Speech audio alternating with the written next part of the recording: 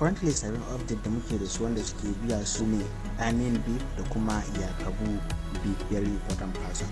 Currently waɗannan platform biyu suna biya inda har kana monetizing in WhatsApp ɗinka. Wannan wanda zamu magana a kai a wannan bidiyon shine yakabu, shi ma dai gaskiya normal ne, sai dai shi wancan suna biyan earnn beef suna biyan 3,000 per referral, wannan kuma suna biyan 1,500 per referral. So a wannan yakabu in kai referral mutum a karan 24 hours za su baka 750, sannan still after 24 hours in za a kara maka between zuwa dai 48 to 78 hours za a cika ta maka sauran kuɗin referral ɗinka.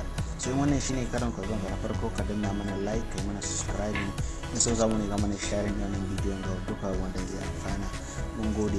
So wani registration guide why duk wannan I don't have to carry you through everything, saboda abu ne da mu riga da mun saba ne shi, muna yin shi ba wata biyu ba. But if you are new, kaga in kai sabo ne, akwai registration guide, ka je ka cikin playlist dina insha Allah za ka gane da zaka registration.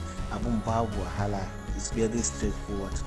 Registration ne kawai, ka sa name, password and everything. Ka daure da Allah kai mana subscribe, hakan zai taimaka mana. Mun gode, sai ka ga next video insha Allah. Bye.